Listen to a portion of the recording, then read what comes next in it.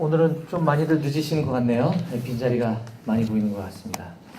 우리 오늘 함께 나눌 하나님의 말씀은 고린도전서 1장 21절 말씀입니다. 고린도전서 1장 21절 한 절만 보도록 하겠습니다.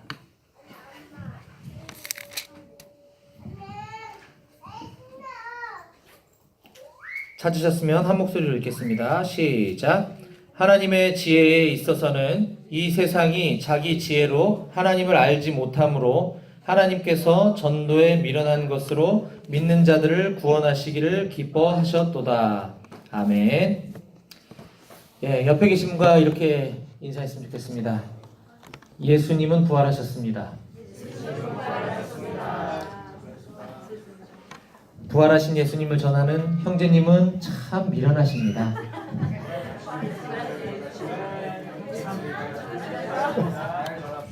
네, 아멘.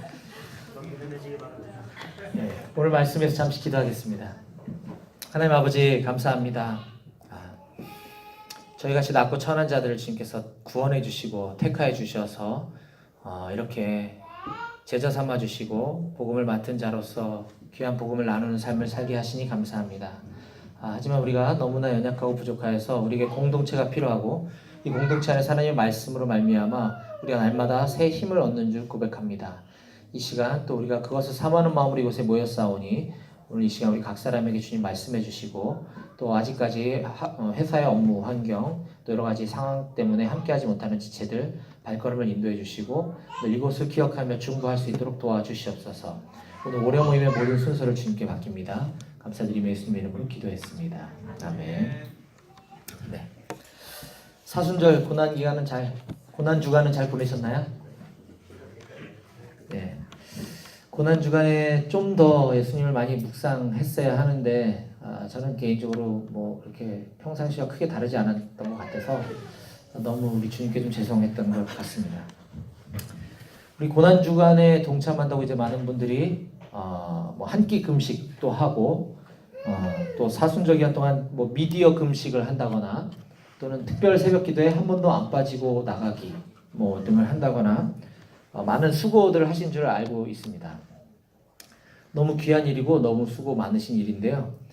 혹시라도 그런 것들이 내가 예수님의 고난에 조금이라도 동참했다 라고 생각하시지 않았으면 좋겠습니다.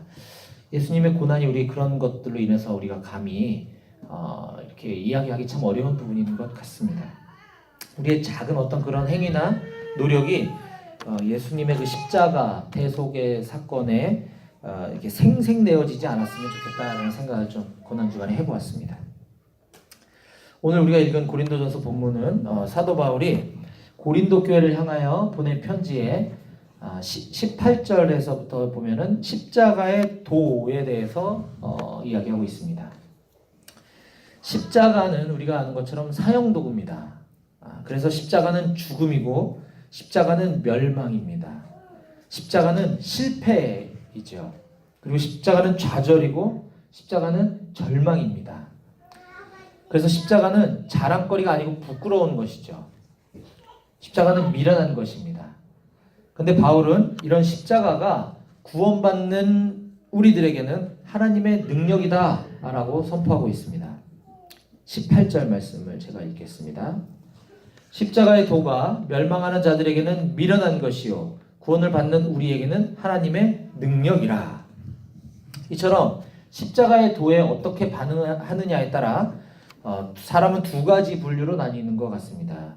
첫 번째로 십자가의 도를 미련한 것으로 보는 자들은 멸망하는 자들이고 십자가의 도가 하나님의 능력이라고 믿고 또 그렇게 고백하는 자들은 구원받은 자들이라고 말씀하고 있습니다. 그런데 이런 십자가의 도가 사람이 지혜가 뛰어나다고 해서 그것이 이해되어질 수 있는 것이 아니고 또는 많이 배운 사람, 즉 학식이 뛰어난 사람이라고 해서 그 십자가의 도가 알아지는 것이 아니고 또 어떤 변론가 또는 달변가 또는 뭐 철학자라고 해서 그 십자가의 도를 알 수 있는 것이 아니라 오직 하나님의 지혜로만 그것을 알 수 있다 라고 기록하고 있습니다. 그 하나님의 지혜란 바로 20절, 21절 말씀에 잘 설명해주고 있습니다. 지혜 있는 자가 어디 있느냐? 선비가 어디 있느냐? 이 세대의 변론가가 어디 있느냐? 하나님께서 이 세상의 지혜를 미련하게 하신 것이 아니냐? 하나님의 지혜에 있어서는 이 세상이 자기 지혜로 하나님을 알지 못함으로 하나님께서 전도에 미련한 것으로 믿는 자들을 구원하시기를 기뻐하셨도다. 바울은 이처럼 하나님의 지혜란 곧 전도를 말하는 것이고 이 전도는 또한 하나님의 미련한 것이다 라고 말하고 있는 것입니다. 여기서 전도라는 말의 헬라어는 케리그마라고 하는 단어입니다. 케리그마라는 말은 우리 전도라고 표현되기도 하고 또는 선교라는 뜻으로 사용되기도 하고 또는 설교라는 말로 사용되기도 합니다. 다 전도 혹은 선교 혹은 설교가 케리그마라는 단어로 사용되어지는데 이 21절 말씀을 다른 번역본으로 읽어보면 이렇게 기록하고 있습니다. 세상이 자기의 지혜를 통해서는 하나님을 알지 못하게 하신 것이 하나님의 지혜입니다. 그래서 하나님께서는 우리가 전하는 어리석어 보이는 말씀 선포로 믿는 사람들을 구원하기를 기뻐하셨습니다. 원래 세상 사람들이 자기 지혜로 하나님을 알려고 아무리 애쓰고 노력을 해도 하나님께서 그것을 알 수 없도록 만들었다. 그것이 하나님의 메커니즘이다 라고 이야기하는 것이 오늘 본문 21절 말씀입니다. 오직 하나님을 알 수 있는 방법, 십자가의 도를 알 수 있는 방법은 예수를 믿고 구원받을 수 있는 유일한 방법은 바로 이 전도라고 하는 이 케리그마라고 하는 미련한 방법을 통해서만 그것이 가능하다라는 것입니다. 그런데 최근에 이런 자기 지혜를 통해서 하나님을 알고 싶다고 하는 분들이 덜어 이렇게 있는 것 같습니다. 그런 분들이 최근에 우리 모임에 또 자주 찾아오기도 했습니다. 물론 굉장히 귀한 일이긴 한데 그것이 만약 거짓일 경우에는 얘기가 많이 달라집니다. 이 진리에 대해서 이 깨달음을 구하는 자, 그러나 아직 어디에 소속되어 있지 않고 교회에 출석하지 않고 예수 그리스도를 영접하지 않은 자를 우리는 구도자라고 표현합니다. 구도자. 네. 예전에 뭐 상해, 중경 이렇게 우리가 다닐 때 중국에서 노방전도를 하다 보면 아주 가끔씩 이런 구도자들을 만나는 경우가 종종 있었습니다. 복음을 나누다 보면 굉장히 그 호기심이 많고 내가 그런 게 관심이 많았다 이렇게 이야기하는 사람들. 그래서 그런 분들에게 복음을 전하고 나면 굉장히 궁금증, 호기심이 많습니다. 그래서 질문을 굉장히 많이 하게 되고 또 이런 성경 공부 모임을 소개하면 관심을 보이기도 합니다. 그런데 국내에서는 이런 사람들을 참 찾아보기 어려운 것 같습니다. 왜 그럴까 생각을 해봤더니 우리 주변에는 교회들이 수도 없이 많고 또 우리 주변에 예수 믿는 사람들이 많기 때문이 아닐까라는 생각을 해봤습니다.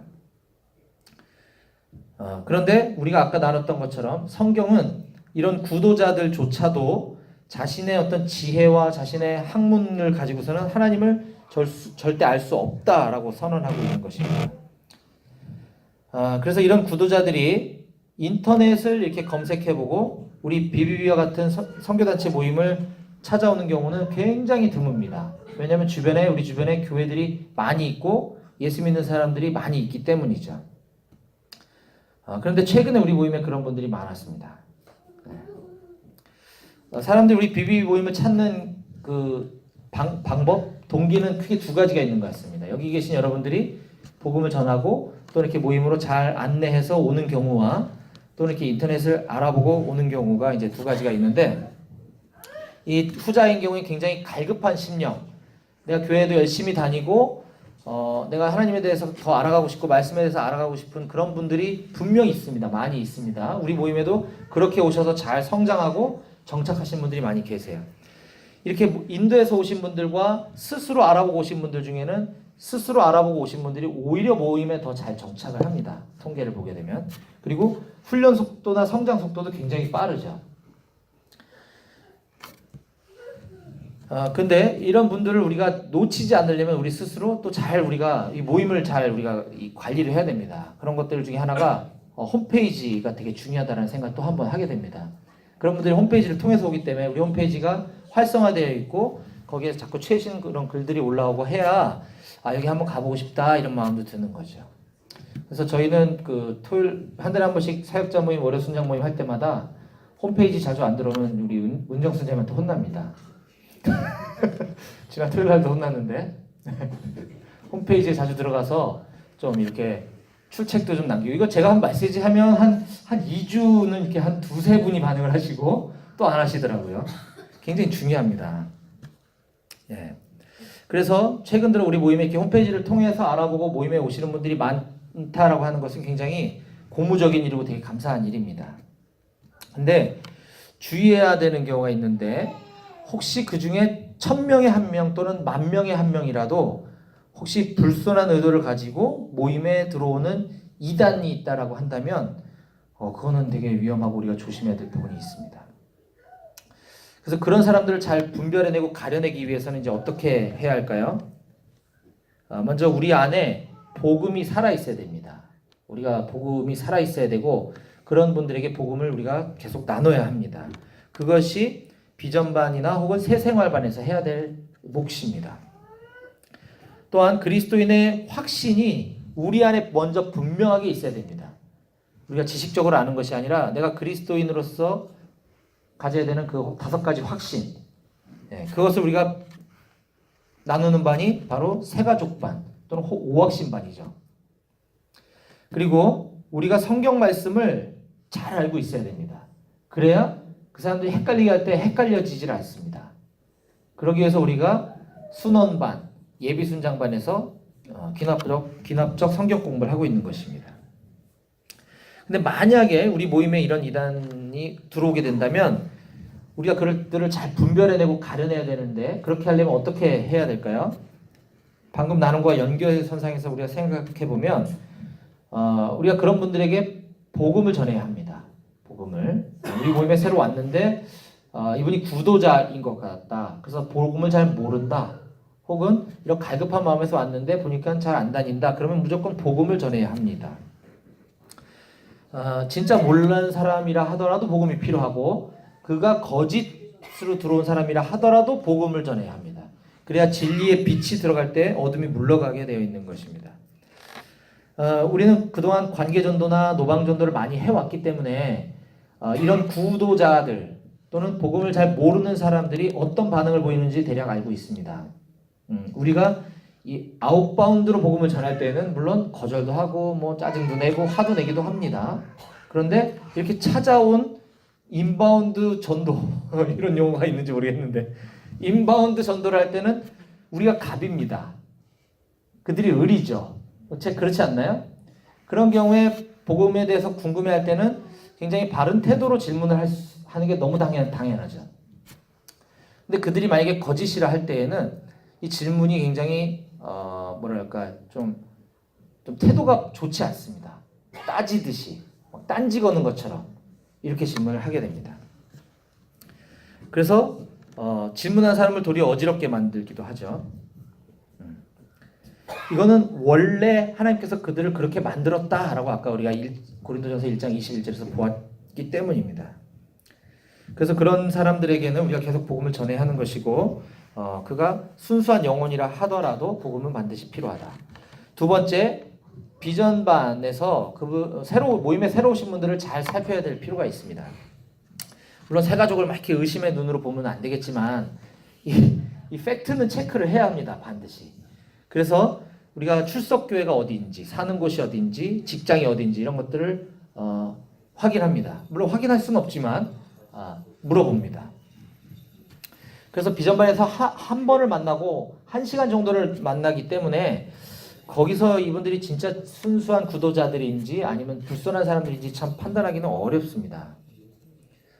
그렇지만 아까 얘기했듯이 우리에게는 수많은, 아마 통계는 안 내봤지만 우리 모임을 지난 한 20여 년간 이렇게 다녀가신 분들이 수천 명은 되지 않을까. 그러면 대략 알 수 있습니다. 대략. 근데 세 번째, 그럼에도 불구하고 이제 비전반에서 잘 확인이 안 되고 발견이 안 되는 경우가 훨씬 많을 수 있겠죠. 그런 경우엔 새생활반이나 새가족반에서 새가족반으로 등반이 돼서 거기서 또 한 2, 3개월을 같이 지내게 됩니다. 그때 발견이 되는 경우도 종종 있었습니다. 우리 모임에서. 이 과거에 이 날짜 차이를 두고 오늘 새 가족이 한 명 오고 다음 주에 한 명이 오고 그 다음 주에 또 2명이 오고 뭐 이런 식으로 서로 다른 날짜에 와서 등반은 어차피 똑같은 데로 가니까 거기서 이렇게 어지럽히고 또 친해지기 전에 연락처를 서로 이렇게 알게 되고 밖에서 전화해서 좀 만나자고 하고 이런 일들이 있었습니다.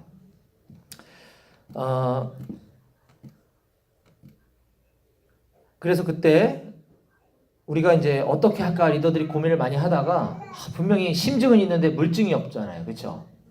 그래서 대놓고 물어볼 수도 없고 그래서 그 이단 전문가이신 신현욱 목사님이라고 그 CBS에도 많이 출연하시고 그 신천지 아웃 프로그램에서 항상 이렇게 등장하셨던 그 신천지 리더들을 훈련시키는 그 우리로 따지자면 BTC 훈련원장급 그 정도 되셨던 분이 회심하고 지금 이제 이단 그 신천지 대책을 위해서 열심히 하고 계시는 그 목사님 계신데 저희 모임에 초대해서 이단의 특징, 전략, 대책, 예방 대책 이런 것들에 대한 강의를 듣고 나니까 그 뒤로 자연스럽게 싹 떠나갔던 적이 있습니다.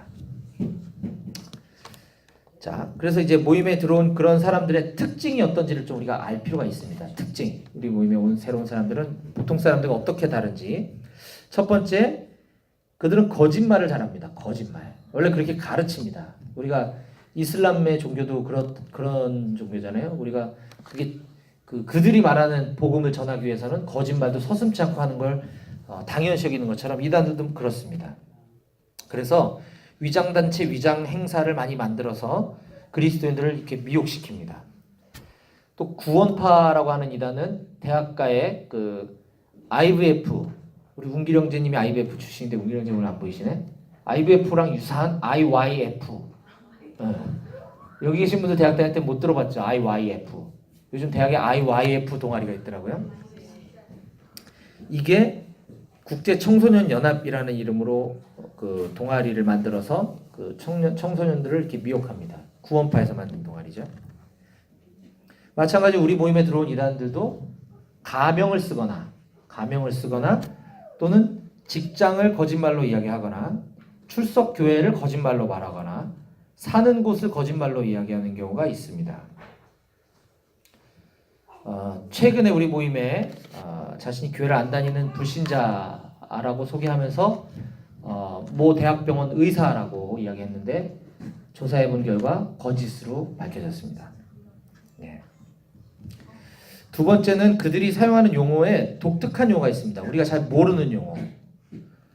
무의식 중에 그런 단어들이 튀어나올 때는 그것들을 우리가 한번 살펴볼 필요가 있습니다.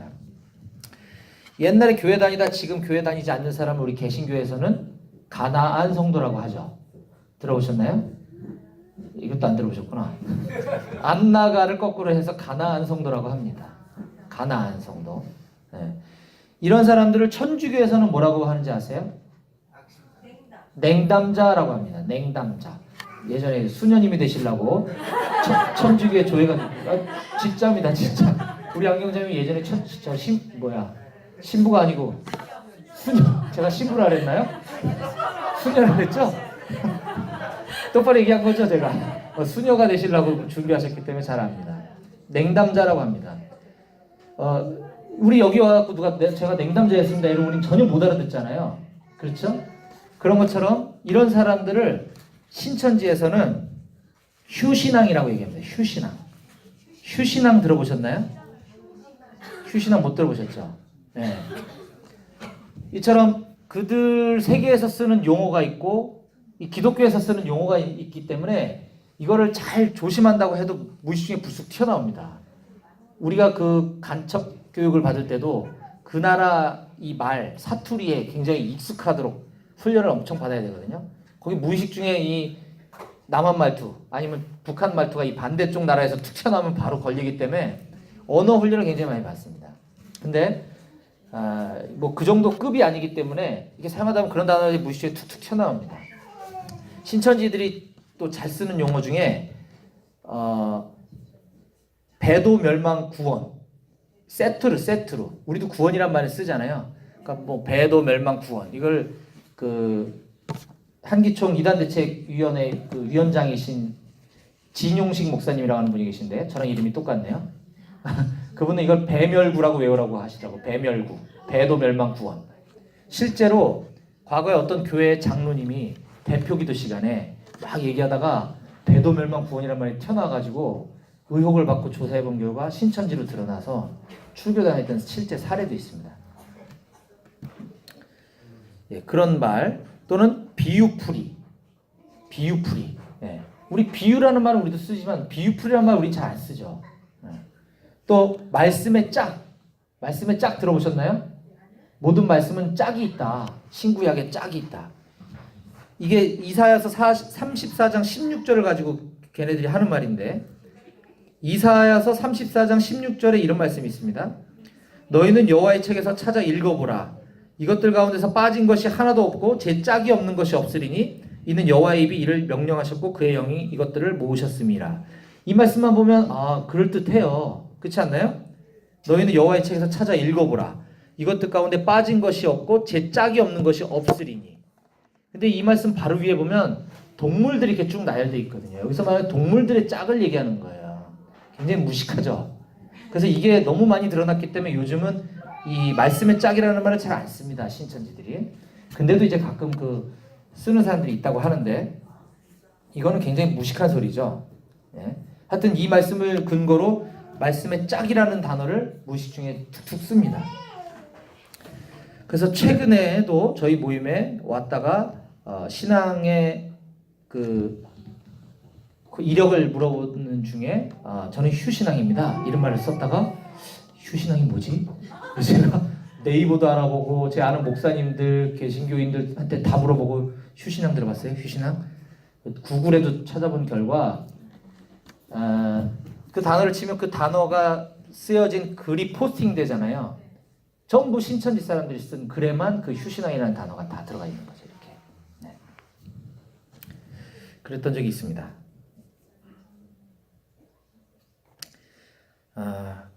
그러면 만약에 우리 모임에 이런 이단으로 추정되는 분들이 또는 그 의심이 가는 사람들이 있는 경우에는 우리가 어떻게 하면 될까요? 뭐 비전반 순장이 알아서 하겠지, 뭐 새가족반 순장이 알아서 하겠지, 이렇게 하면 될까요? 만약에 제가 얘기했던 이런 몇 가지 조금 이상하다 이런 일이 있으면 바로 맨투맨 순장님이나 월요 순장님한테 얘기를 해주셔야 합니다. 사실 제가 지난번에 이제 그런 이상하다, 이것도 이상한데 저것도 이상한데 해서 제가 우리 리더십들하고 또 제 순원분들에게 제가 잘 분별할 수 있도록 좀 기도해달라 라고 요청을 했더니 그제서야 우리 평호 형제님이 어디 가셨어? 우리 평호 형제님이 그때 오셨던 분들 서로 다른 분들인데 모임 끝나고 같이 골목길로 이렇게 가시던데요? 이렇게 저한테 얘기를 하는 거예요. 그래서 그분의 집이 어딘가 봤더니 그쪽 방이 아닌 거죠. 집이 거짓말로 적었던가 아니면 모르는 사이가 거짓말이든가 뭐 하여튼 뭐 몇 가지 거짓말이 있겠죠. 그런 것들을 이상하다고 생각하면서 갔는데 꼭 물어봐야 이렇게 얘기를 하는. 네. 그래서 그런 게 조금이라도 이상할 때는 바로 순장님한테 얘기를 해주셔야 합니다. 그러면 우리 모임에 이제 월요 순장님들은 한 달에 한 번씩 모여서 우리가 순원 기도 제목 놓고 같이 기도하고 말씀을 공부하는데 이런 경우는 이제 긴급한 경우이기 때문에 그때까지 기다리면 안 되고 또 바로 우리 모임의 사역자들이나 대표 부대표 분들에게 이야기를 해주셔야 합니다. 그러면 리더들은 기도하면서 이 필요한 사항들을 확인하고 필요한 조치들을 하게 될 것입니다. 하여튼간에 이런 골치 아픈 일들은 이제 이단 얘기는 여기까지만 하고 제가 지지난주에 다녀왔던 베트남 하노이 그 인티머시에 대한 이야기를 잠깐 나누겠습니다. 제가 3월 24일 날 갔다 왔잖아요. 그래서 우리 양재 전체 카톡방에 그 은혜 나눔을 올렸는데 이게 글로다 이렇게 짧게 올리니까 너무 아쉽다. 좀 간증을 좀 해달라 라는 요청이 많아서 다 하지는 않겠고 짧게 한 가지만 그 중에서 좀 나누려고 하는데 제가 3월 24일 날 베트남에 갈 때 그 전날 금요일 날 하루 휴가 내고 갔다가 그 이튿날 주일 날 이렇게 돌아오는 일정으로 갔습니다. 가게 된 동기는 우리 BBB 영남지구 대표였고 BBB 인터내셔널 대표였던 우리 박형일 형제님, 우리하고 같이 많이 동역했잖아요. 그분이 작년에 글로 하노이로 발령받아서 가시고 거기서 만나서 양육하고 또 함께 모여서 이렇게 모임하고 교제했던 그 청년들, 한국 청년들 또 한국인 부부들, 젊은 부부들을 중심으로 참빛 모임이라고 하는 이제 모임을 지금 하고 있는데 이분들을 주축으로 해서 이런 어떤 컨퍼런스, 이제 우리를 따지자면 이제 그룹 전도 같은 건데 그거에 조금 응용편이 되겠죠. 이제 그런 것들을 이제 하려고 하는데 굉장히 막대한 비용과 막 이렇게 해서 굉장히 스케일을 크게 해가지고 이제 한 거죠. 그래서 좀 같이 동역했으면 좋겠다라고 연락을 주셨고, 한국에서는 그 기라성 같은 또 지부 대표님들 세 분이 가셔서 제자도 또 직장 설교에 대해서 강의를 해주시고, 뭐 이렇게 하루 종일 행사들을 진행했습니다. 또 간간히 CBMC 그 이제 거기서 출석하고 계신 이제 CBMC 모임이 있는데 거기에 이제 하노이 지회장님 또 그 CBMC 지도 목사님 그리고 한인 사회에서 굉장히 덕망 높은 거의 베트남 이민 1세대이면서 평신도 선교사로 이렇게 오셨던 의사 선생님이 계시더라고요. 그분도 모셔서 이렇게 간증도 듣고 그래서 우리 특강과 중간중간에 간증을 이렇게 섞어서 이렇게 뭐 한국의 BBB 그다음에 뭐 CBMC 뭐 이렇게 해가지고 대충 애매하게 해서 행사를 진행했습니다. 왜냐면 거기서 주간 BBB 그러면 BBB가 뭔지 우리도 모르는데 거긴 사람들은 더 모르겠죠. 근데 CBMC는 이게 글로벌 단체이기 때문에 웬만한 교계에서는 다 아는 단체거든요. 그래서 굉장히 이것도 참 전략적이었다라는 생각을 좀 갖게 됐고요. 이렇게 가서 많은 분들 거기 초대돼 오신 분들과 또 섬기는 분들과 같이 교제하면서 이런저런 얘기할 때 저는 이제 그 토요일날 행사 하루를 위해서 그 전날 왔다 그 다음날 간다니까 사람들이 굉장히 의아해 하더라고요. 이것 때문에 3일씩이나 하루 하자고 이렇게 앞뒤로 금방 왔다 금방 가냐. 베트남에 어디 좋은 데도 있고 어디 좋은 데도 있는데 그런 데 좀 가보셨냐. 그래서 전 내일 가야 되는데요. 이해가 안 된다는 거죠. 근데 저는 이해가 됩니다. 왜냐면 우리가 그 형일 형제님하고 오랫동안 함께 교제해 왔기 때문에 기도하시는 분이고 이번에 하나님이 어떤 계획하심이 있어서 이걸 준비했구나라는 걸 저는 알 수가 있거든요. 그러면 거기 갔을 때 뭐 다른 것 떠나서 내가 많은 은혜를 누릴 거라는 걸 이미 알기 때문에 저는 다른 거는 다 중요하지 않은 거죠. 그냥 가서 섬기기도 하지만 그냥 거기서 내가 은혜를 받을 수 있기 때문에 가는 거죠. 예, 그랬었습니다. 근데 이제 거기서 좀 제가 받았던 큰 감동 중에 하나는 이걸 제가 나누려고 하는 건데 거기에 이미 베트남에 이미 들어와 계신 중국 선교사님들이 꽤 많았습니다. 우리가 그 BBB에서 파송한 우리 모임은 아닌데 우리도 한동안 그 중보 기도할 때 해외 선교사님 이름 놓고 기도할 때 항상 이야기했던 선교사님인데 옛날 분이라 이제 저도 잘 모르거든요. 그러니까 지금 우리 BBB도 세대가 바뀌면서 잘 기도 시간에 이름이 언급되어지지 않는 김창국 선교사님이라는 분이 계셔요. 경호 형제님 아시나? 네, 김창국 선교사님이 베트남에 들어와 계시더라고요. 네, 그리고 우리 여기도 몇 분 계신데 2012년도에 우리가 상해에 기도 컨퍼런스 갔을 때 그 중국 청해에서 오셨던 그 대학 야구에서 감독하시는 선교사님이 그때 상해에 와서 컨퍼런스 우리 같이 하고 교제했던 분이 계신데 그분을 이번에 베트남에서 만났어요. 어쩐 일로 오셨나 물어봤더니 지금 올해 시진핑 정부가 개헌을 하면서 이제 장기 집권할 수 있는 모든 그걸 구축했잖아요. 그래서 신종교법이라고 하는 걸 만들어서 이제 선교사님들을 다 보내겠다라는 정책인 거죠. 모든 종교 집회는 다 신고를 해라. 그러니까 신고하지 않은 집회는 다 불법으로 간주하겠다라고 해서 이거는 이제 기독교를 통제하겠다라는 무조건 그런 정책이거든요. 저번에 3월 1일날 정민호 형제님이 와서 저하고 교제하면서 그런 고민을 나누셨던 적이 있어요. 지금 신종교법 때문에 다 신고를 해야 되는데 그러면 우리 정한사 모임, 뭐 시안 모임, 푸디엔로 모임 이런 거 신고할 수도 없고 안 하면 큰일 나고 지금 어떻게 해야 될지 모르겠다. 이런 고민을 그때 나누셨던 적이 있는데 하여튼 그런저런 이유로 뭐가 뚜렷한 게 적발돼서 추방되진 않다 손 치더라도 기존에 계셨던 분들에게 비자 연장을 안 해준다는 거예요. 그래서 아까 그 청해 야구 감독 그 분도 14년 동안을 청해에서 야구 감독만 조용히 하면서 이제 조용히 복음 전하고 하셨던 분인데 이번에 갱신이 안 돼서 어쩔 수 없이 중국을 떠나서 새로운 사역지로 베트남을 이제 조사하러 오셨다가 여기 BBB 인티머시데이 한다는 얘기를 듣고 이제 오셔서 함께 교제를 나눴었습니다. 또 우리 모임에 가끔 오시는 왕 부장님, 우리가 공식적으로 우리 모임에서 정기적으로 헌금으로 후원하시는 선교사님이신데 왕 부장님도 작년이죠. 중국에 들어가다가 공안에서 잡혀가지고 조사 4시간인가 6시간인가 조사받고 그냥 들어가다가 추방당해가지고 이제 못 들어가는. 그래서 지금 어디죠? 태국에 지금 베이스를 두고 이제 선교를 하시거든요. 이런 일련의 과정들을 쭉 보면서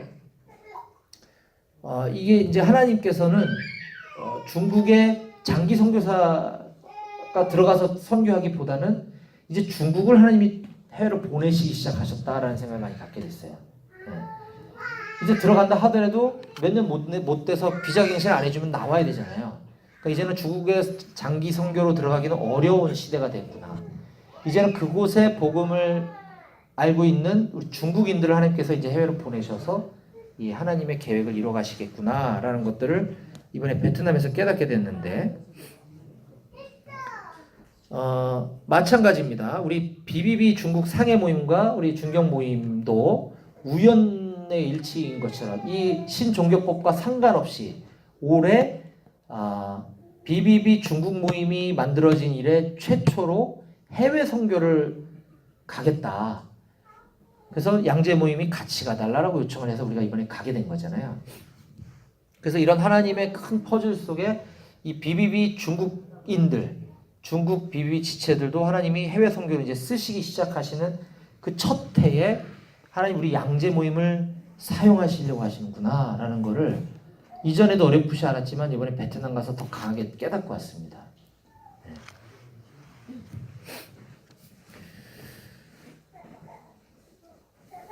참 아이러니하게도 베트남에 가서 우리가 올여름에 왜 터키를 가야 되는지를 느끼고 돌아왔던 시간이었습니다. 끝으로 우리가 이번 여름에 터키를 가게 되면 거기서 경험하게 될 일들을 미리 예고편을 살짝 나누고 오늘 말씀을 좀 마무리하려고 합니다. 지난 2주 동안 터키에 있는 테일 형제님은 거기서 노르주 프로젝트를 실시했습니다. 노르주. 제가 지난번에 메시지 할 때 한번 언급했던 적이 있는데 그쪽 서아시아 지역에서는 낮과 밤의 길이가 똑같아지는 그 무렵 이맘때에 2주를 민족 최대의 명절로 해서 직장들이 쉬고 이렇게 여행을 가는 이제 그런 시즌인데 그때 이란에 있는 젊은이들, 청년들이 거기서는 자유롭게 휴가도 즐기기 어렵고 바닷가에 가서 뭐 수영복도 입을 수 없기 때문에 이 터키 쪽으로 여행을 많이 온다는 거죠. 그래서 지난 2주 동안 그 여행 온 노르주 휴가를 맞이하여 터키로 여행 온 이란인들에게 2주 동안 복음을 전하는 일을 우리 태일 형제님과 그 공동체가 실시했는데 사형리로 복음을 전한 결과 2,000명에게 복음을 전하고 그 중에 약 200여 명이 영접했다고 하는 놀라운 소식을 전해왔습니다. 별로 안 놀라시네요? 이 사람들이 2,000명의 일을 우습게 하네. 이게 모르겠습니다. 그 태일 형제님이 이야기에 의하면 그쪽 지역에서는 상상할 수 없는 일이라고 하더라고요. 거기에다가 무슬림 종교 지도자 중에 한 사람은 이 사형리 복음을 듣고 거기서 눈물을 펑펑 흘리면서 영접했다라고 하는 놀라운 일입니다. 또 일가족 전체가 거기서 영접을 하고 회심하는 일들이 일어나고, 이게 참 우리도 예전에 그랬을 텐데 요즘은 우리가 노방전 나와서 그런 일들 경험하기 굉장히 어렵거든요. 근데 거기서는 가능한 일이고 우리가 올 여름에 가서 그런 일들을 실제로 보게 될 것입니다. 그래서 올 여름에 동일한 지역, 동일한 장소에서 동일한 방법으로 전도하게 될 텐데 하나님께서 하실 일들을 생각하면 너무 가슴 떨리는 것 같습니다.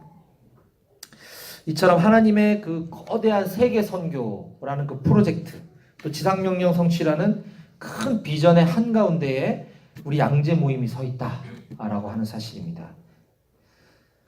지금부터 여기 계신 저하고 여러분들은 아직 시간이 많이 남았다고 해서 여유를 가질 것이 아니라 여름 사역을 위해서 간절히 기도해야 합니다. 정말 기도가 많이 필요하고요. 이번 가시는 분들이나 가시지 않는 분들이나 오가는 뭐 안전과 또 거기서 복음 전할 때 아무래도 우리가 지금 우리 중국 지체들과 우리들과 하면 현재 스코어로 한 35명이 지금 발권을 완료했는데 제가 볼 때는 50명 정도 되지 않을까 싶어요. 그래도 하여튼 조심을 해야 되는 건 틀림이 없기 때문에 기도도 많이 필요하고 기상이변, 또 얼마 전에 터키에 기상이변도 있었더라고요. 그래서 그런 것들 또 등등 또 영혼 구원은 물론이거니와 기도가 많이 필요합니다.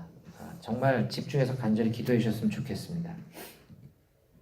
오늘 말씀을 이제 마무리하려고 합니다.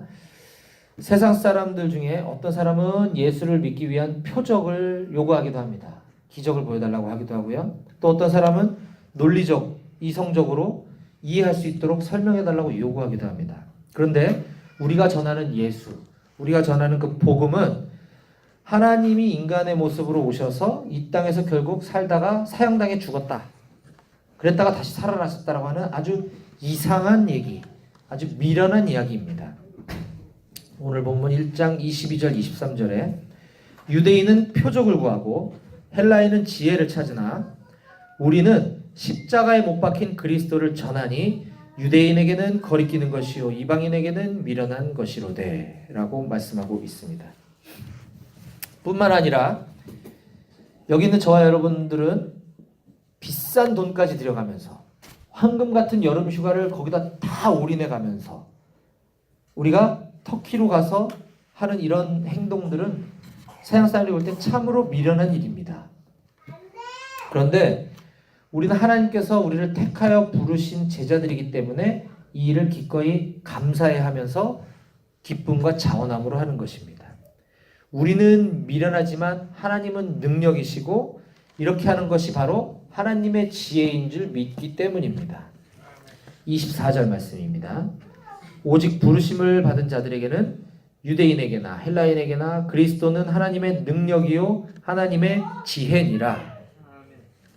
하나님은 우리 같은 미련한 자들을 택하셔서 전도라고 하는, 선교라고 하는 미련한 방법으로 이 일들을 하실 것입니다. 영혼 구원하기를 원하십니다.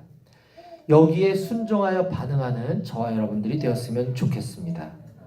오늘 처음에 읽었던 21절 말씀을 제가 다시 한 번만 더 읽고 말씀을 마치고 기도하도록 하겠습니다. 하나님의 지혜에 있어서는 이 세상이 자기 지혜로 하나님을 알지 못함으로 하나님께서 전도에 미련한 것으로, 선교에 미련한 것으로, 캐리그마에 미련한 것으로 믿는 자들을 구원하시기를 기뻐하셨도다. 아멘. 기도하시겠습니다. 하나님 아버지 감사합니다. 저희같이 천하고 미련하고 죄악 많은 자들을 하나님께서 택하여 주셔서 하나님의 놀라운 구원 계획을 이루시는 하나님은 완전하십니다. 하나님의 계획은 정확합니다. 우리가 그것을 고백합니다. 올 여름 중동 땅에서 행하실 하나님의 놀라운 일들을 우리가 기대합니다. 기대함으로 우리가 지금부터 기도로 준비할 것입니다. 하나님 부족하지만 작지만 우리를 통해서 그 일들을 이루어가 주시옵소서. 또한 지금 세상이 하도 흉흉하고 어둡습니다. 정말 미혹의 영들이 너무나 많습니다. 아버지 그 가운데 우리 모임을 통하여서 정말 미혹에 빠진 자들이 주님으로 돌아오는 일들이 일어날 수 있게 도와주시고 우리 모임을 안전하게 지켜주셔서 우리가 복음으로 말미암아 말씀으로 말미암아 우리 공동체 우리 사랑하는 형제자매들을 잘 지킬 수 있는 그래서 주님의 귀한 도구로 사용될 수 있는 우리 모임이 될 수 있도록 주님 허락하여 주시옵소서. 오늘도 그 일을 위해서 우리가 말씀을 공부할 때에 하나님께서 진리의 빛을 비춰주시기를 간절히 소망합니다. 이 시간 이후의 순서를 주님께 의탁드리며 감사드리고 예수님의 이름으로 기도했습니다. 아멘. 박수로 하나님께 영광 드리겠습니다.